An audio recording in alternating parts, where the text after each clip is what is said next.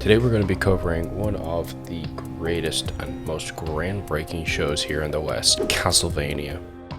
Hey, I'm trying to get monetized, so if you like the videos, like these ones, hit a subscribe button. You have no idea how much it actually helps. The style of animation isn't one-to-one with Western animation. It seems to be kind of a blend of the two styles. Western animation, which is far more likely to have atomical proportions and more realistic body structure, blending Japanese influences with Western storytelling to create something truly unique. From stunning fight sequences to rich character development, Castlevania has developed 4 incredible seasons, with more to come with Nocturne. So what makes this show so special? The best anime that isn't really an anime. Now, this show is actually based on a really iconic game that is not new.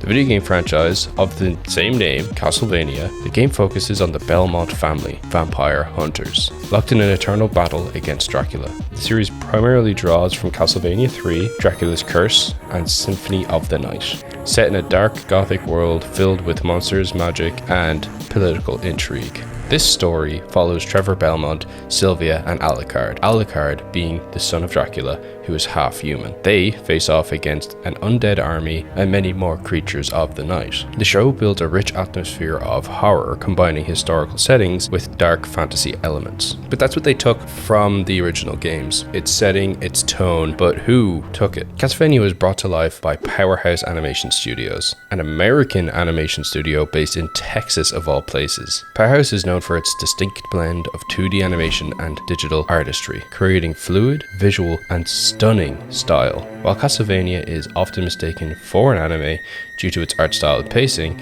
this is a product of Western animation techniques, mixed with only influences from the East. The show's lead director, Sam Dietz, alongside his producer, Adi Shankar, helped craft a series that would stand out for its malicious attention to visual and theatrical detail. The collaboration with writer Warden Ellis, known for his dark nihilistic humor, character-driven storytelling, gave Castlevania the narrative depth rarely seen in other Netflix shows. Ellis's work in comics allowed him to flesh out the story's philosophical undertones, giving each character, from Trevor to Dracula, complex motivations that go beyond simple good versus evil dynamics. Powerhouse Animation's efforts, alongside Ellis's writing, allowed the story to develop a distinct identity, Western in culture, but influenced by anime's emotional and complex stylistic flair. The studio took risks with the mature themes, graphic violence, and philosophical questions about humanity's nature, which drew critical acclaim. Powerhouse pushes the limits of animated storytelling, presenting animation as an art form, deep narrative exploration. Their work on Castlevania proved that Western studios could create content as artistically ambiguous and emotionally resonant as traditional anime studios, and with a much better work culture. And the story is continuing with the next series, Nocturne. The next season's coming out soon, and Powerhouse is poised to continue this legacy, expanding the world of Castlevania while pushing the boundaries of Western animation even further. So I'm going to do a bit of a synopsis of each season, so there will be spoilers within that. Season 1.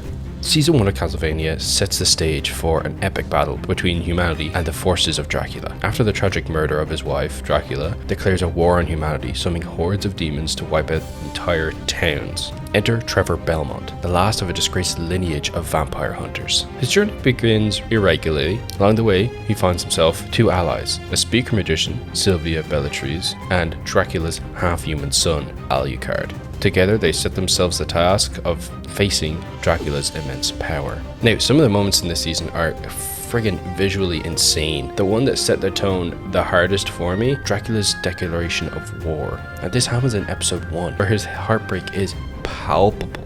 The contrast between both how human he seemed now and the grief he feels for his wife, contrasted with the terror he unleashes, showing us what he is truly capable of.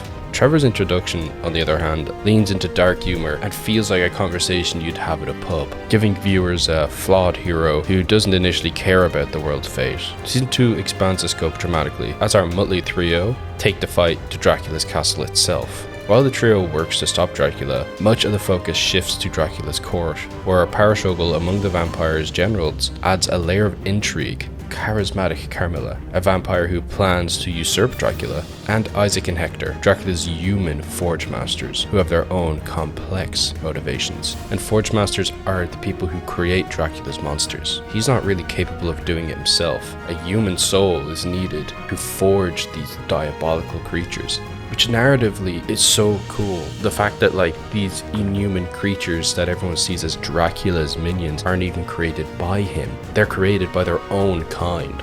And I can't talk about season 3 or season 4 because it's major spoilers for what happens in the first two. They're just as good. There's a reason why the ending of season 4 is phenomenal. With the narrative aside, I just want to talk about the animation. The writing in Castlevania is a standout feature, offering complex characters with real moral ambiguity, while the animation brings these themes to life with incredible friggin' detail. The fight scenes are meticulously choreographed, blended with fast-paced action with emotional depth. Powerhouse's mix of traditional 2D animation with digital effects creates a unique aesthetic that sets Castlevania apart from other animated shows. CGI in animated works is often really jank. I don't know how many animes I've watched that the background characters are all CG and it looks horrifically distracting. It's so out of place and terribly shaded that you can't not look at it. Western animation does this all the time too. Adventures with Superman, a very recent Western animation that's done particularly well, its CGI is horrifically bad. I can't think of a single time in this show where it was